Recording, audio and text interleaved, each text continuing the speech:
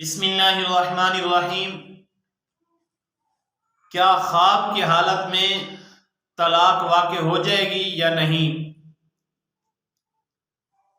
اگر کوئی بندہ خواب کے اندر اپنی بیوی کو طلاق دے دیتا ہے اور پھر دن کو اس کو وہ خواب یاد آتا ہے یا اس کے گھر والی اس کو بتا دیتی ہے کہ رات تو نے خواب کی حالت میں مجھے طلاق دے دی ہے، تو کیا خواب کی حالت میں دی ہوئی طلاق واقع ہوگی یا نہیں ہوگی؟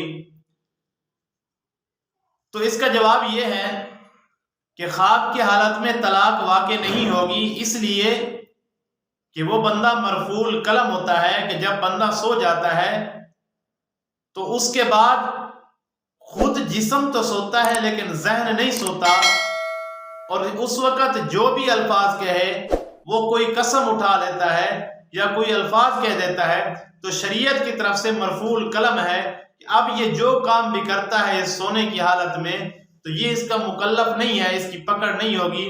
ان معاملات میں شریعت نے کوئی قلم نہیں چلایا۔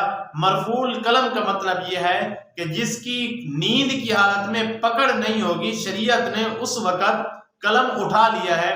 تو اس لیے اگر خواب کی حالت میں طلاق دیتا ہے تو اس وقت جو دی ہوئی طلاق ہے وہ طلاق واقع نہیں ہوگی۔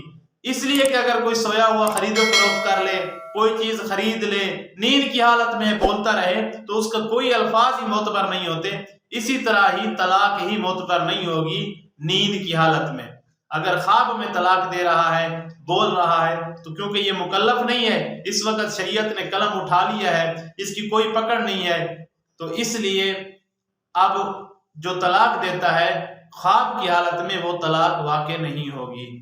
السلام۔